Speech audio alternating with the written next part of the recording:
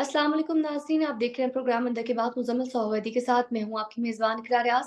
हमारे साथ मौजूद है मुज़म्मिल सोहवैदी। अस्सलाम वालेकुम sir, welcome to the show. क्या हाल है आपका?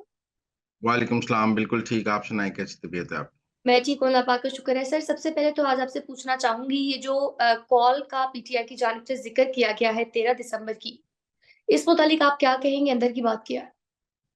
देखें, 14 दिसंबर से तो सिविल नाफ़रमानी उन्होंने शुरू करने का फ़ैसला किया है, लेकिन टेक्निकली 13 दिसंबर को पेशावर में जलसा अनाउंस किया गया है, शोहदा की याद में। अब जी, इस जलसे के में जो इमरान खान ने अनाउंस किया है, उसमें ये कहा है कि ऑपोज़िशन की सारी जमातों को इसमें शिरकत की दावत दी जाए। पर मुझे नहीं लगता कि मौलाना फज़लुर रहमान और जो हैं, इस जलसे में जाएँगे।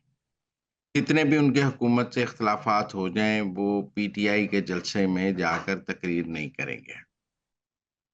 लिहाज़ा क्या जमात इस्लामी के हाफ़िज़ नईमुर-रहमान जाएँगे या उनका कोई रहनुमा जाएगा, ये मुझे नहीं पता। लेकिन जमातें अपनी बी क्लास लीडरशिप तो भेज सकती हैं, लेकिन उनके जो लीडर हैं, वो नहीं इन जलसों में जाएँगे। अब पेशावर वाला जलसा कितना बड़ा होता है, ये एक और अलग सवाल है। एक और सवाल जो तहरीक-ए-इंसाफ के अंदर बहुत चल रहा है, वो ये है कि क्या 13 दिसंबर के जलसे से बुशरा बीबी खिताब करेंगी या नहीं करेंगी?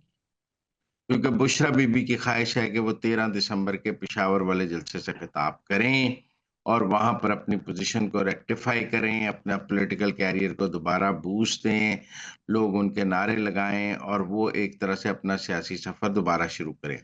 इसीलिए उन्होंने चारसद्दा में भी मीडिया से बात की है और संजानी में अपनी गाड़ी से ज़ख्मी होने वाले बंदे के घर गई हैं और उसको चेक दिया है और अब वो चाहती हैं कि वो 13 दिसंबर के जलसे से भी खिताब करें, लेकिन तहरीक-ए-इंसाफ में उनके जलसे से खिताब करने पर बहुत इख्तिलाफ है।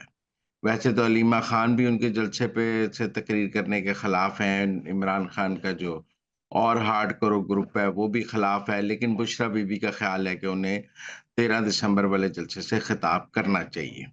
अब ये अभी तय होगा कि क्या वो 13 दिसंबर वाले जलसे से खिताब करेंगी या नहीं, लेकिन उनकी ख़्वाहिश पूरी है।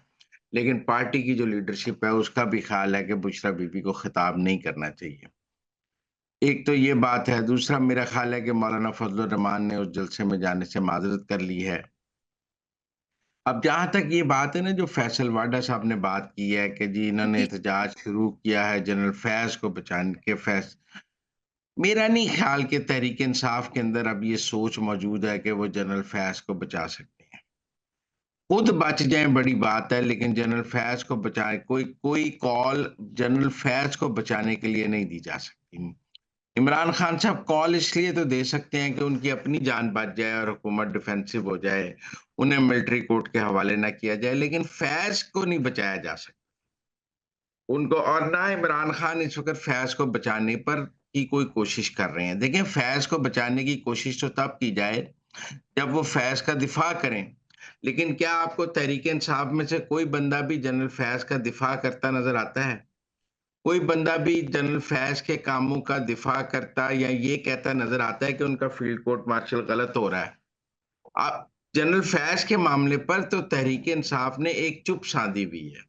हत्ता कि जो पीटीआई ओवरसीज़ है, जो फ़ौज को बुरा-भला कहती है, वो भी जनरल फैज़ का दिफ़ा नहीं करती है।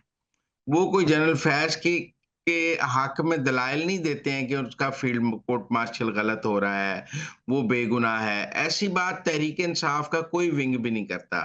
ये दुरुस्त है कि एक तहरीक-ए-इंसाफ पाकिस्तान है, एक तहरीक-ए-इंसाफ ओवरसीज़ है। मैं दोनों को 2 अलग-अलग सियासी जमातें समझता हूँ।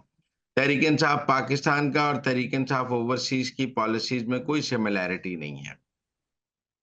तहरीक-ए-इंसाफ पाकिस्तान में तो कोई बंदा फ़ौज के खिलाफ बात नहीं करता, लेकिन तहरीक-ए-इंसाफ ओवरसीज़ बात करती है। तो इसलिए ये 2 अलग-अलग जमातें हैं, लेकिन दोनों फैज़ का दिफ़ा नहीं करती हैं। दोनों फैज़ का नाम लेने के लिए भी तैयार नहीं है। इसलिए अगर ये कहा जाए कि 14 दिसंबर की कॉल जो है वो फैज़ को बचाने के लिए है, तो मैं ये बात नहीं मानता। फैज़ को तो तब बचाएँ देखें, जब काज़ी फ़ायज़ ईसा के खिलाफ रेफ़रेंस डाला, तो तब जो ऑपोज़िशन की जमातें थीं, वो काज़ी फ़ायज़ ईसा का दिफ़ा करती थीं। वो काज़ी फ़ायज़ ईसा के रेफ़रेंस को गलत कहती थीं, वो काज़ी फ़ायज़ ईसा के मौक़िफ़ की हिमायत करती थीं, तो वो काज़ी फ़ायज़ ईसा के को सियासी हमायत उनसे मिलती थी। लेकिन क्या फैज़ को तहरीक-ए-इंसाफ से सियासी हिमायत मिलती है? नहीं मिलती है। क्या इमरान खान एक दिन भी ये कहने के लिए कहा है उन्होंने कि जी मैं फैज़ के साथ खड़ा हूँ और फैज़ ने जो किया है मेरे कहने पे किया है, मैं फैज़ के तमाम कामों की ज़िम्मेदारी उठाता हूँ। नहीं, ये इमरान खान का मौक़िफ़ नहीं है। इसी तरह ये तहरीक-ए-इंसाफ का मौक़िफ़ भी नहीं है। वो कहते हैं फैज़ जाने और फ़ौज जाने हमारा इससे कोई ताल्लुक नहीं। लिहाज़ा मैं नहीं समझता कि फैज़ को बचाने के लिए कोई तहरीक-ए-इंसाफ कोई कॉल दे रही है। वो तो फैज़ से जान छुड़ाना चाहते हैं, फैज़ को बचाना तो दूर की बात है, वो तो चाहते हैं फैज़ का और हमारा नाम ना जोड़ा जाए।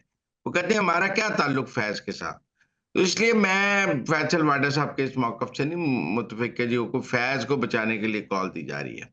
अपनी जान के लाले पड़े हुए हैं, इमरान खान अपनी जान बचाने के लिए ज़रूर कॉल दे रहे हैं। अपने आप को रिहा कराने के लिए कॉल दे रहे हैं। अपनी अपनी मुश्किलें आसान करने के लिए कॉल दे रहे हैं, लेकिन कोई फैज़ की मोहब्बत में कोई कॉल नहीं दी जा रही। वो वक़्त ख़त्म हो गया। फैज़ नू फांसी ला दियो, इमरान खान नू छड्ड दियो, इमरान खान कहेगा वेरी गुड। इमरान खान फैज़ की फांसी के हक़ में बयान दे देगा अगर आप आज कहें फैज़ इमरान खान तुम्हें रिहा करते हैं, तुम फैज़ की फांसी की हिमायत कर दो। तो इमरान खान कहेगा हाँ, फ़ौज का अंदरूनी मामला है, उन्होंने ठीक फ़ैसला किया है। हम भी नहीं समझते कि फैज़ को ये काम करने चाहिए थे। तो वो बड़ा सिंपल इमरान खान क्यों इस वक़्त फैज़ का सियासी जनाज़ा अपने कंधों पे उठाएँगे। तो मुझे नहीं ये मौक़िफ़ कि जी 14 दिसंबर की कॉल कोई फैज़ के लिए दी गई है।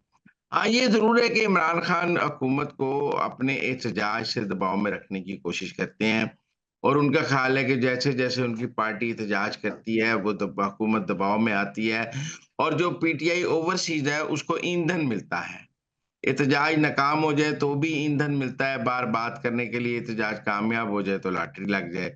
अभी तक वो एहतजाज कामयाब तो हुआ नहीं, लिहाज़ा नाकाम एहतजाज भी पीटीआई ओवरसीज़ को कोई बैड नैरेटिव बनाने का मौका देता है। लिहाज़ा इमरान खान साहब ये ज़रूर चाहते हैं। लेकिन अब मैं ये समझता हूँ कि ये जो सिविल नाफ़रमानी है, अगर तो देखें सिविल नाफ़रमानी 14 दिसंबर से शुरू हो रही है और आपने ओवरसीज़ को कहा है कि रेमिटेंसेस ना भेजें। और 31 जनवरी को रेमिटेंसेस रिकॉर्ड आ गई और कोई कमी ना हुई, तो फिर तो सिविल नाफ़रमानी नाकाम हो गई। जी। सिविल नाफ़रमानी की कामयाबी तो ये है ना कि रेमिटेंसेस कम हो जाएँ। अगर रेमिटेंसेस कम नहीं होती और अगर रेमिटेंसेस उसी रफ़्तार से आती रहती हैं, तो फिर सिविल नाफ़रमानी नाकाम है। सिविल नाफ़रमानी पाकिस्तान के अंदर नहीं है। मतलब इमरान खान का ये ऐलान नहीं है कि बिजली के बिल ना दें, कानून की पासदारी ना करें, गैस का बिल ना दें, इनकम टैक्स ना अदा करें। वो पाकिस्तान के अंदर कोई सिविल नाफरमानी की तहरीक चलाने की बात नहीं कर रहे। वो अपने ओवरसीज़ विंग को ये कह रहे हैं कि आप रेमिटेंसेस ना भेजें, ताकि पाकिस्तान के ज़र मुबादला के ज़खायर कम हों, ताकि पाकिस्तान के पास डॉलर्स की कमी हो, ताकि पाकिस्तान को आलमी सतह पर मुश्किलात हों। वो ओवरसीज़ देखिए अब पीटीआई पाकिस्तान का इम्तिहान खत्म हो गया। पीटीआई पाकिस्तान का इम्तिहान था, फाइनल कॉल, जल्द से एहतजाज। इमरान खान को समझ आ गई है कि पीटीआई पाकिस्तान उनके लिए कुछ नहीं कर सकती।